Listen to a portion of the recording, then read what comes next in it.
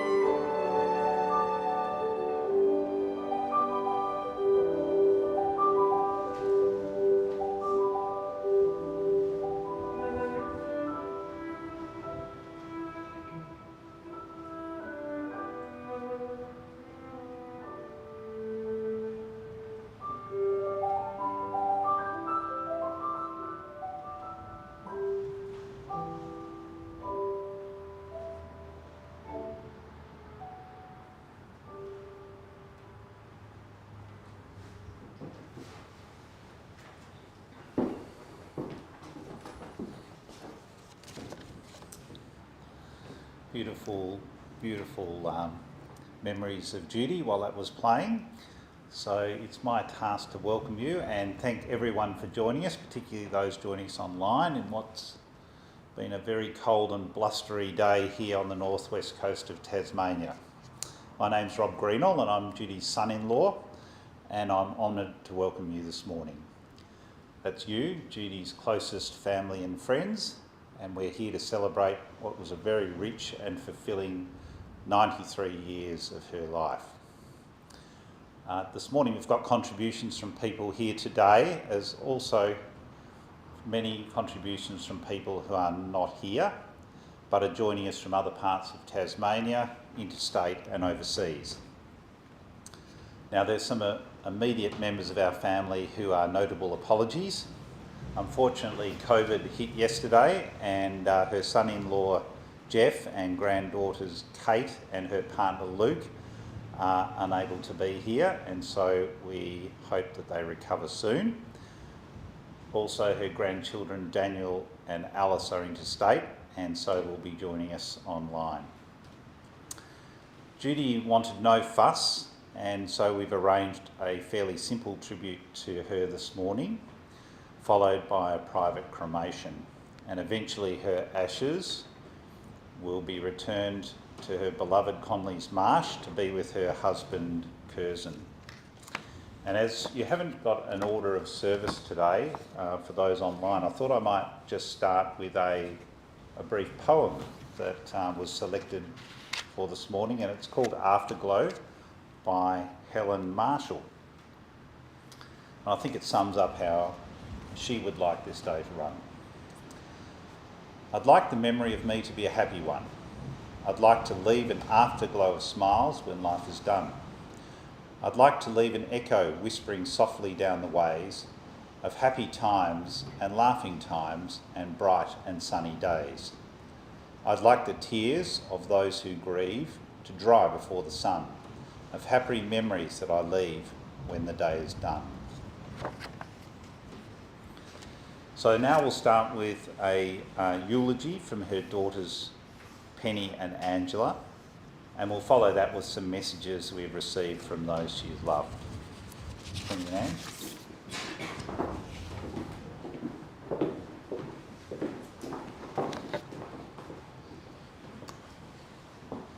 Thank you for joining us today to celebrate the life of Judith Haigh, our mum, grandmother and great nana. We feel privileged to have been able to gather and share memories and highlights of her 93 years. It does not seem so long ago that we gathered together to farewell our dad Curzon. Judy, like Curzon, chose to have a simple farewell. So today we are respecting her wishes while celebrating her long and happy life with our family and closest friends.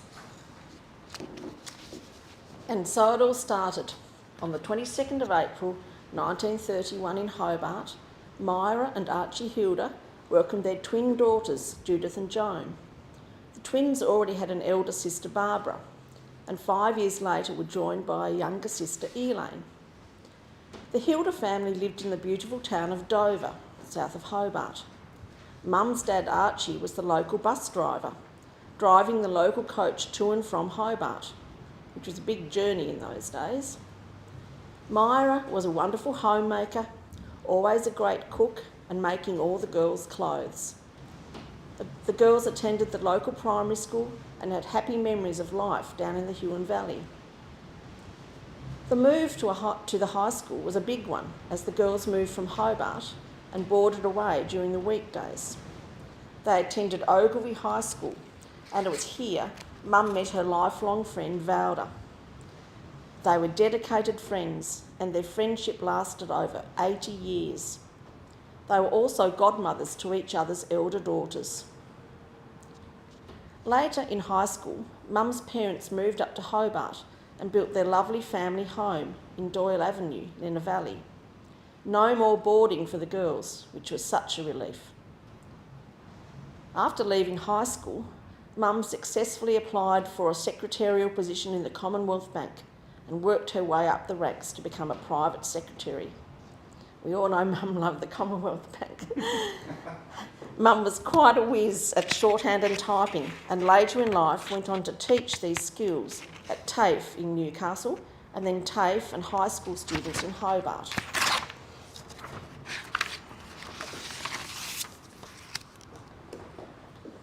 During her early 20s, Mum enjoyed playing tennis and attending Mrs. Donnelly's dancing classes, as well as many social dance events. Mum was always interested in meeting new people, and it was during her first interstate trip to Sydney with Barbara and Valda she met another Tasmanian, Val Forrest, on the Sydney Harbour Bridge.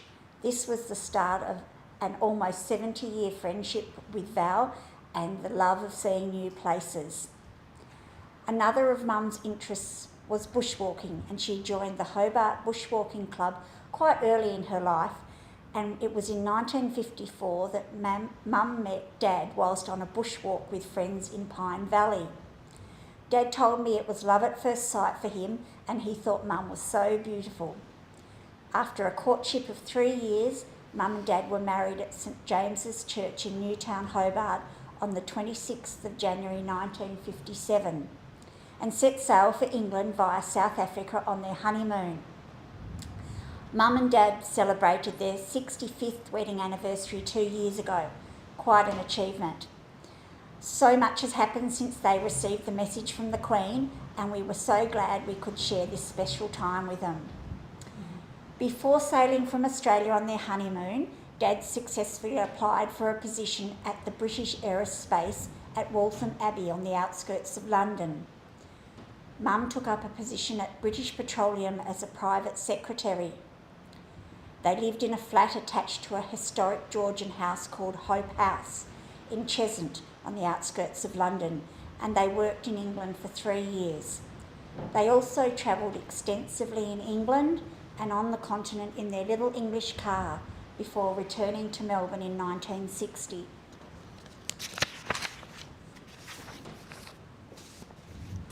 Well, March 1961, the Ides of March saw the arrival of daughter number 1, Penelope Joan, that's me, in Melbourne, and so began family life.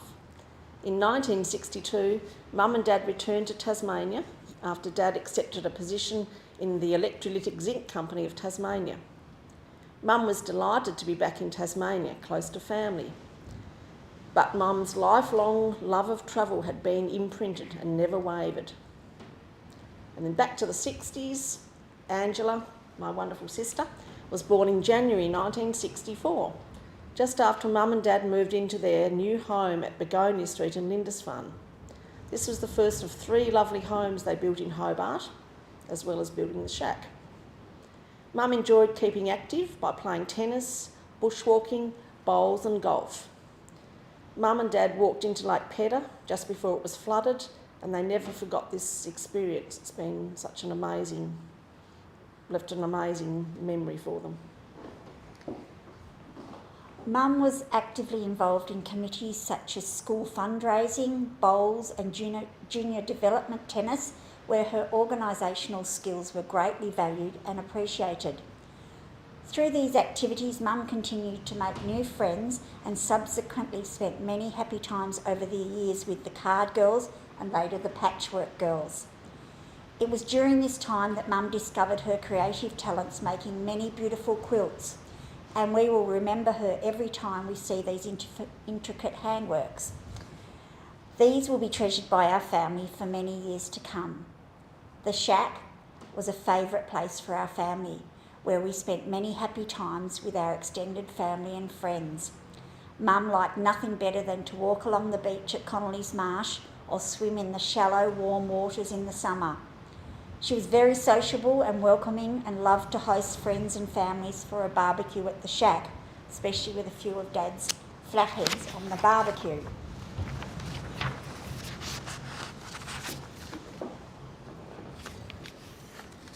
Now we come to another very important part of Mum's life, where she became involved with the host family program. So Robert and Hampker were international students at the University of Tasmania in the 1980s and were initially welcomed into our family as part of the host family scheme. The strong friendships that developed over the last 40 years was something that both Mum and Dad cherished and treasured, and so Ange and I have too. So many happy times and laughter together. We'll never forget how overwhelmed Mum and Dad were when Robert, Vida and Hamka arrived to surprise our parents at their 85th birthday celebrations in 2016. So Robert and Vida had travelled from New South Wales, and Hamka flew all the way from Malaysia. Mum greatly appreciated the recent visits of these special friends to see her in her final home at Umina Park. So thank you to those Robert and Vida and Hamka for travelling all this way to see Mum. It was so special. And each visit was a wonderful reunion for Mum. She spent a lot of time looking at old photos of her extended family. And Angela and I would like to thank you for your kindness to her over 40 plus years. Mum always enjoyed travelling, and she particularly loved her trips to Europe and the experience of walking the Annapurna Trail in Nepal. Mum and Dad also travelled to Malaysia to meet Hamka's family, as well as many happy annual trips to the Sunshine Coast to escape the Tassie winter. Later in life, Mum enjoyed a couple of fantastic trips to outback Australia, including the Kimberleys, Uluru, Bungle Bungles, El Questro and more. But Mum was always so glad to return to family and friends here in Tasmania and was very proud to be a Tasmanian. Her final move to Umina has been a happy one. Mum didn't ever like the thought of being old or being dependent. In the last few months, she even told me she was thinking she may still move to Queensland and she was thinking of getting a licence back. We said, oh, well, okay, we'll see about that. So family has always played the most important role in Mum's life. She was a kind and dedicated mother who was always interested in what was happening in our lives. During our childhood, we all enjoyed gathering with the Hilda family and cousins to celebrate significant events. As our own friendships and family expanded, she actively enjoyed keeping up with the latest news. Undoubtedly, the arrival of 5 grandchildren, two of whom are here today, and 2 great-grandchildren has been the absolute highlight. In the last few weeks, when Mum could not quite remember all the names, she would light up when she saw the photos of the little girl and the little boy, Louis and Nora. So thank you, Mum, for a long and happy life, well lived and well loved. We will miss you, Mum.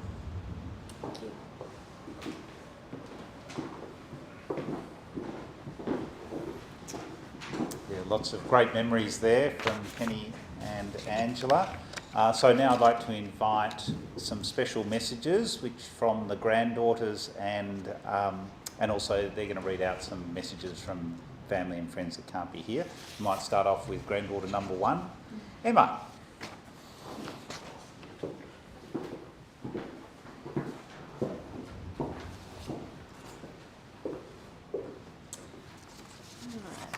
I'm going to speak on behalf of myself and my sister Kate first.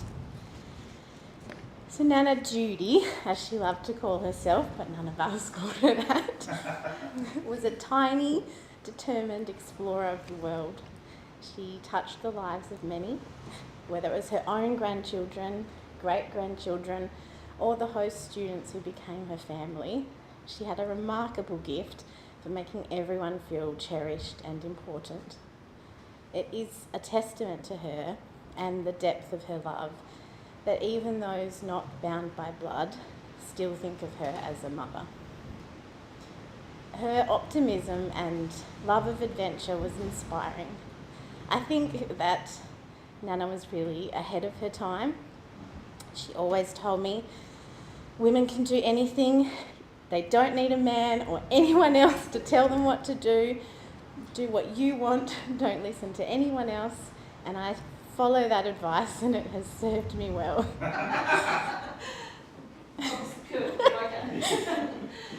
Nana herself really embraced ongoing learning and the changing world, Kate, in particular, deeply appreciated that Nana sought out ways to stay connected with her, immersing herself into learning how to use a computer and send emails. Her effort to visit a library and learn new technology was a beautiful reminder of her love for her grandchildren, even as they became adults and moved away. Kate and I loved spending school holidays with Nana and Poppy. We would sneak into her big bed when she went to the bathroom first thing in the morning and then enjoy a cup of tea in bed with her. Often we would be looking through the photo albums of her travels and hearing her exciting stories. Nana was also a huge support to me and to Kurt while we were at university in Hobart. She provided a home away from home and a safe space to be. Nana caught a lot of flack about her cooking, but Kurt and I genuinely found 90% of her home-cooked meals to be at least edible and at times enjoyable. Nana was, I think we should also acknowledge that Nana was a huge support to Poppy over his lifetime. Poppy had, so many big achievements, but I don't think he would have achieved that without Nana by his side, and he certainly expressed that to me while he was alive. Over recent years, I have loved watching Nana with her great-grandchildren. She really adored them, and they brought out her super soft side. She loved spending time with them and they with her. I think it's really rare to have a relationship with a great-grandparent, and I will treasure the time that we all had together and the memories that we created. Nora and Louie will certainly miss rides on Nana's wheelie walker and reading books with her and the special treats that she kept in her fridge and her cupboard. We told Louie this morning that we were going to say goodbye to Nana, and he said, "I love Nana." And he will really miss her. I know that she was so proud of her whole family and their achievements, and that her family brought her great joy. We were lucky to have her for so long, and for her to be so active and so healthy and enjoy her life. And I will always think of her when I book my next trip and thinking about getting out of the Tasmanian winter. And I will remember her advice of never regretting travel and adventure and to follow your own intuition. So do you want to talk and then we'll do the messages?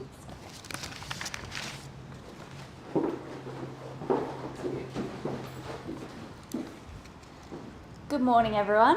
I'm Eliza, and I'm speaking today on behalf of my siblings Daniel and Alice, who couldn't be here. So, growing up in Victoria meant that we did not get to see Nana and Pop as often as we would have liked and as our cousins did. However, this made our time together extra special. Nana would often come to look after the three of us on school holidays. We have wonderful memories of running amok, with Nana chasing after us, telling us to be careful. Notably, heading into town for a lime spider. She tried to convert us all, however, Alice is the only remaining lime spider addict in the family.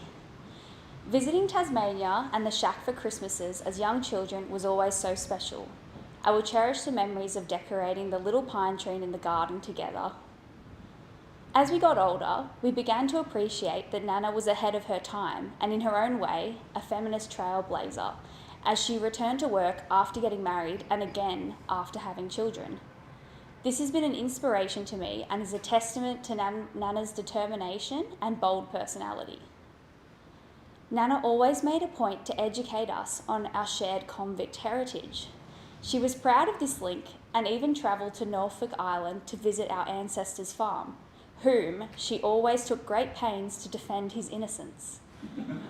Nana was unconditionally supportive of us grandkids and was particularly proud of Alice for moving to Newcastle for university, as she had always had such fond memories of her time living there. We all know Nana loved to travel, and her stories inspired Alice and I to have our own adventures overseas. She was always interested and respectful of other cultures, which is something we should all emulate. We're extremely lucky to have Judy as our grandmother, and she will be greatly missed. So next time you raise a glass, please think of Nana and say happy days. I'll now read a tribute from Nana's twin sister Joan. She says, I have happy memories of growing up at Dover with my older twin sister Judy, together with Barbara and Elaine. Life was a lot simpler back then, notwithstanding the Second World War. The bond between twins is a special relationship. Across life, we shared happy memories of our family time spent together, including family days with our children at Connolly's Marsh at the Haigh Beach House. Special events were also celebrated. Rest peacefully, Judy. I will miss you. Reunited with Curzon. Love, Joan. And a message from her sister Elaine. All my memories of Judy's are happy ones, from growing up in Dover and riding our bikes to the beach. This gave us a love of beaches, and we shared many picnics together with families and then to our respective shacks. We also enjoyed bushwalks together, including one with mutual friends to South East Cape.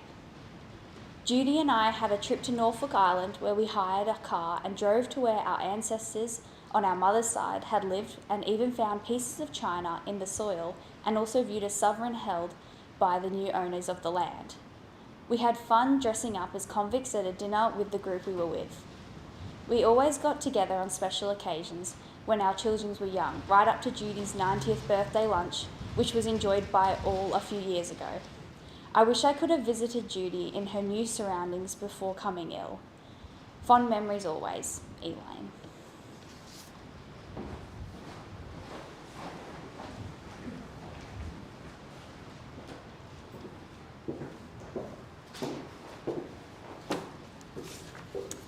I have a message from Alan Trail. We were so sad to hear of Judy's passing, but it does give us the opportunity to reflect on the many, many good times we've had and the privilege of sharing so many of them with Judy, Curzon, and of course Penny and Angela. This reflection spans such a long period of our lives. It stemmed from when Curzon and I started uni together in Hobart some 75 years ago.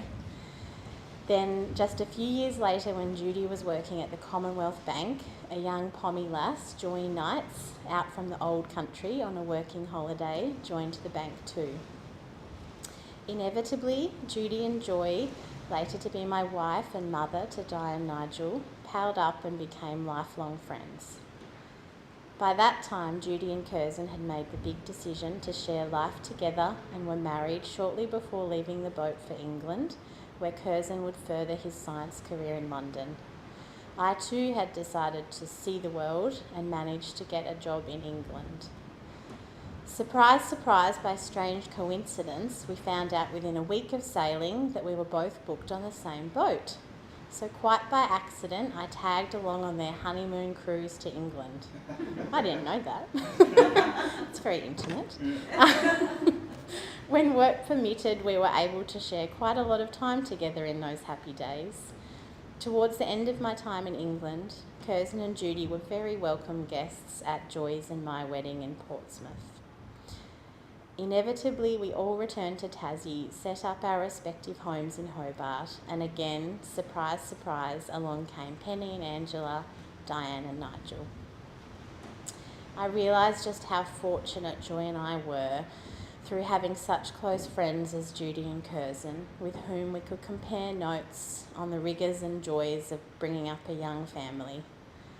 Even though our family moved north after I retired, Judy's love of the warmer weather saw the Haighs as frequent Sunshine Coast visitors, giving us a chance to catch up and reminisce on the good old days. 2 years ago, Nigel and I made a rare visit back to Tasmania and had the opportunity to visit Judy and Curzon at their lovely Howrah townhouse. Not knowing what was to come in such a short time, I'll be forever grateful for that visit. Judy lived for her family, and I know her love for family was reciprocated in full. Can we just say that Judy really was one of a kind, and we'll remember her with love, fondness, and a deep respect. Love, Alan, Di, and Nigel Trail.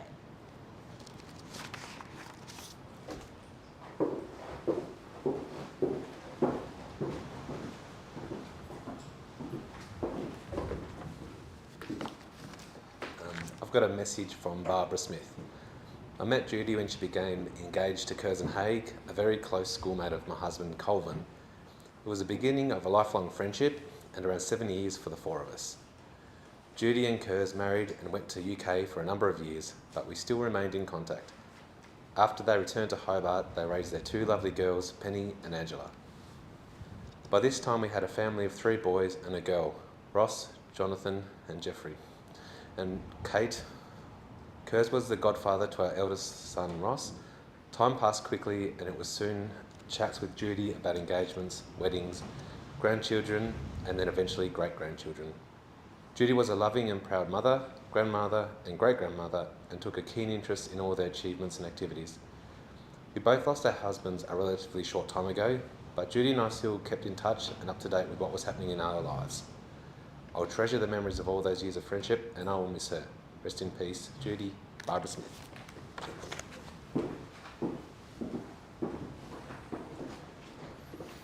Thanks, Kurt, and Emma and Eliza, of course. A quick contribution from me, and then I've got one more from... Oh, sorry, Penny. You got one? No, you come up first. How's that?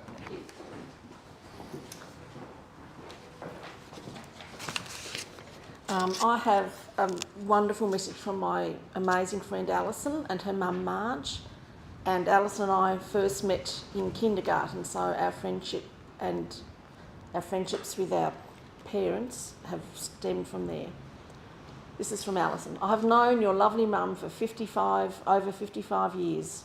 When I think about Judy, I think of her as kind, caring, smiling, gentle, interested in others, selfless, loved her family, proud of her family, and held high standards for herself and others.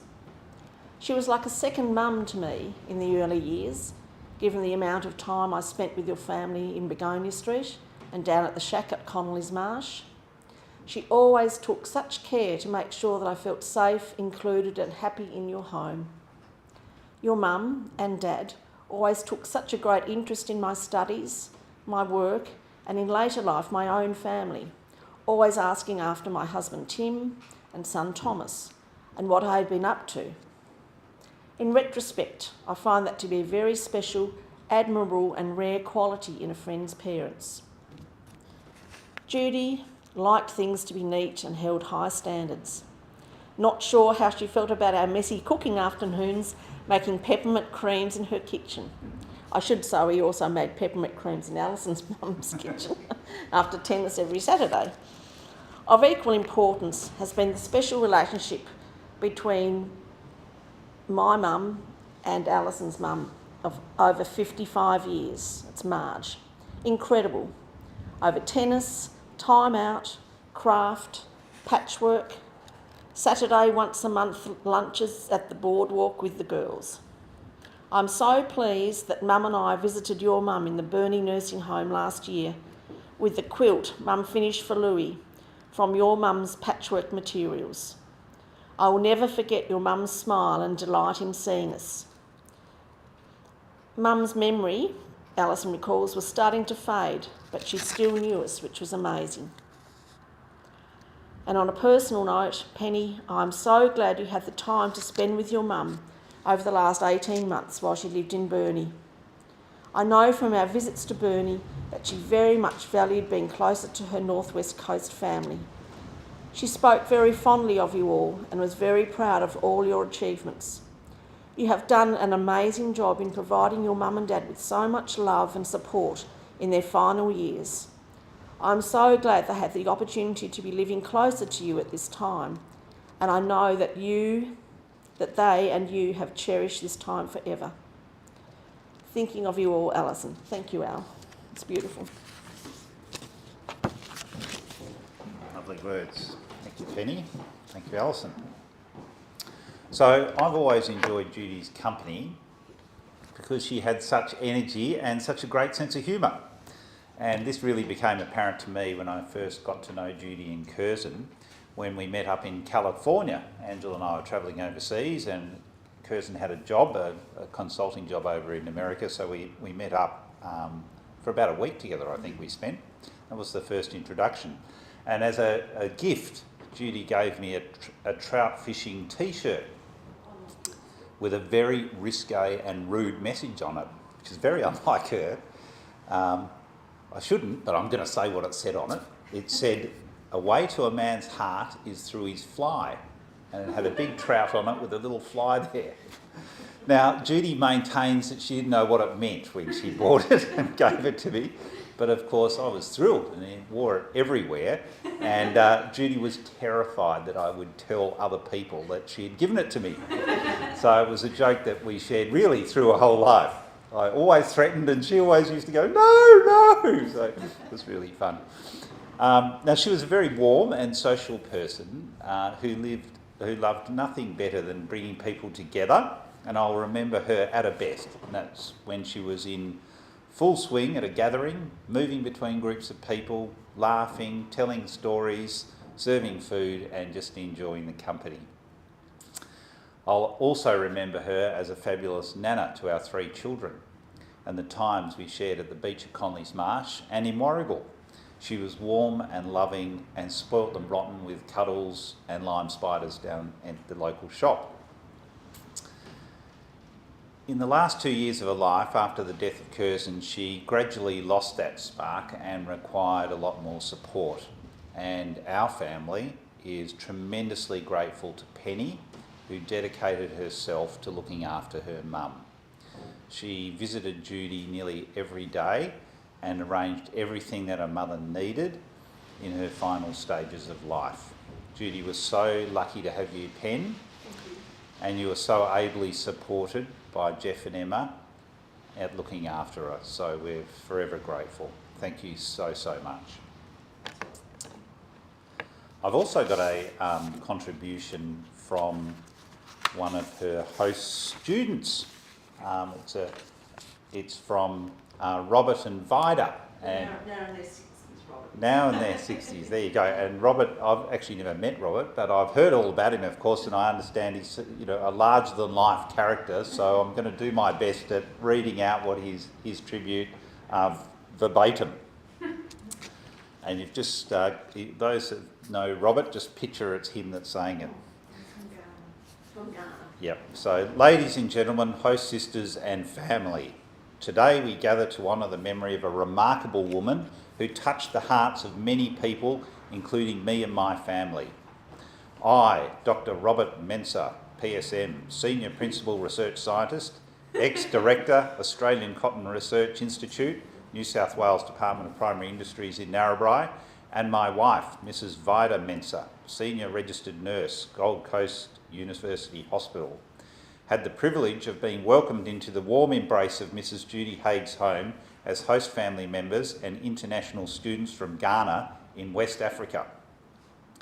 Mrs. Judy Haigh was more than just a host mother to us and our children, Obed, Sam and Stephanie. She was a beacon of light, advisor, mentor during a time of uncertainty and loneliness by the challenges of adjusting to a new country with an entirely different culture from Ghana. She's been a mother, a grandmother, a great-grandmother to me, my wife and grandchildren. When my wife and I first arrived in Tasmania, we felt lost and overwhelmed by the challenges of adjusting to a new country and culture. But Judy opened her heart and her home to us, offering not only a second home for us, but also unwavering support, guidance and love. Her kindness knew no bounds. She made us feel like a part of her family, easing our homesickness with her comforting words, advice and genuine concern. Whether it was sharing my problems of hitchhiking to different parts of the state to collect data for my research study, immediate family problems or family problems in Ghana, she made every moment special with her comforting and words of advice. Judy has a remarkable ability to see the best in people and to make everyone feel valued and accepted. Her warmth and compassion were always infectious, straight from her heart, touching the lives of all who had the privilege of knowing her. She had a way of making even the darkest days of one's life brighter, with her saying, "It will all work out in the end. Believe me, Robert and Vida," followed by her infectious laughter and infectious spirit. As my eulogy is read today, my family and I, though are sad, we are also filled with gratitude for the time we spent with Judy. Though she may no longer be with us in body, her love, wisdom and legacy will live on with us in our hearts, and also the hearts of all the many people who knew her. Judy has left an indelible mark on us, also on the people who have known her, and her memory will continue to inspire kindness, strength, love and compassion for generations to come. Judy, you may have left this world, but your spirit will forever remain in our hearts and the hearts of those who loved you. Thank you for your unwavering love, kindness, boundless generosity and the countless memories we share. May you rest in peace with God, knowing that your legacy will live on in the lives you have touched. Goodbye, Mum. You will be deeply missed. That's from Robert and Vida Mensah. Thank you very much. Okay. Now we've got a special poem put together by her other host student, Hamka, all the way from Malaysia, which is going to be read out by Emma. So, thank you.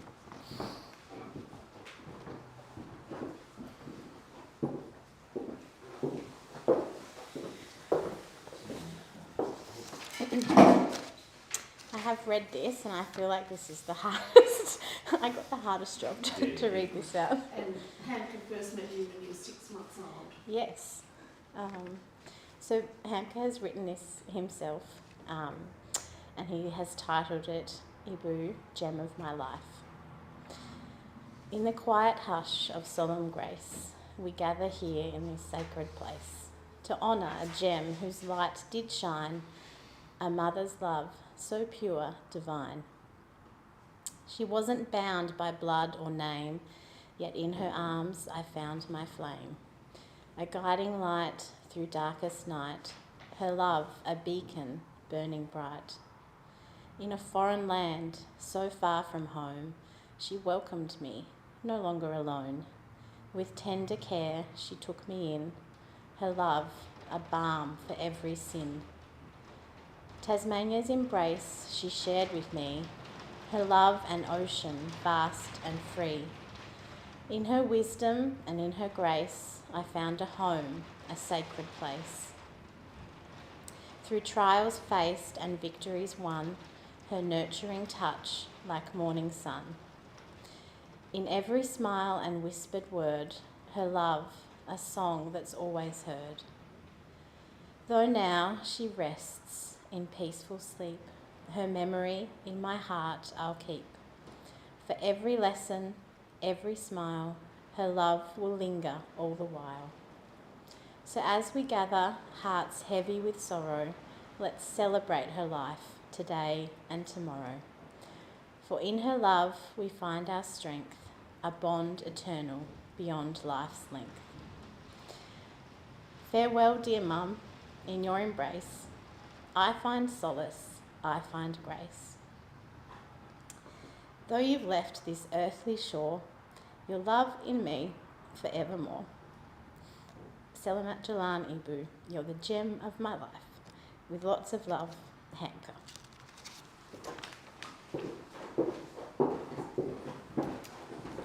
Amazing, Hamka. Thank you very much for those words, and what a talented poet you turn out to be, so congratulations. I think now one of the great things about these sorts of times is you get a time to reflect on people's lives, and Penny and Angela have had many happy hours going through photos from right through Judy's life. So they've put together the following montage, which hopefully will bring lots of happy memories back from people who are at the events as well. Some of her favourite songs. Yeah, with her favourite songs as backing music. Thanks.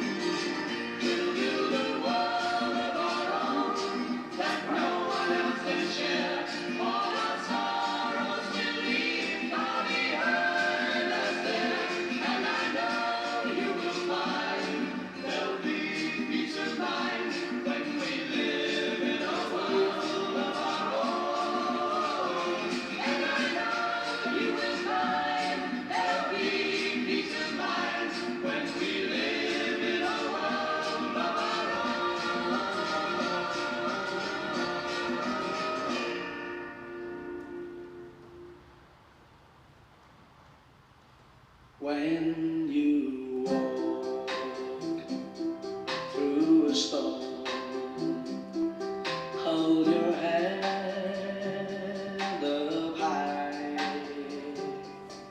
and don't be afraid of the dark. At the end of the storm, there's a golden sky and the sweet silver sound of a lark.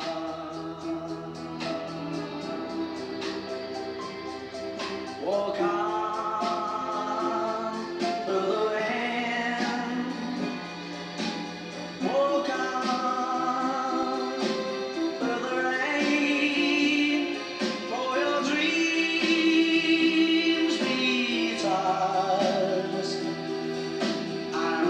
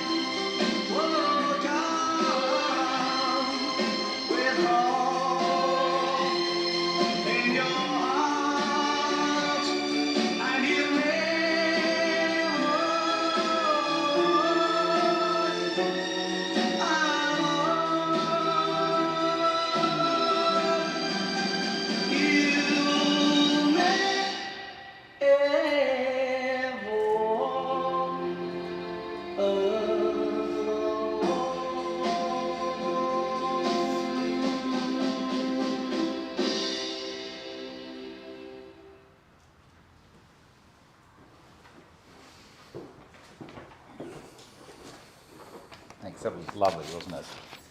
So on behalf of the family, thank you. There we go. So on behalf of the family, we'd like to thank you for joining us here today, particularly those people that have come in from online. We hope that you feel as we do, that Judy had lived a very full and happy life. We're honoured that you've shared this time with us, reflecting on that. So farewell, Judy. It's a life well lived and a person very well loved. Thank you.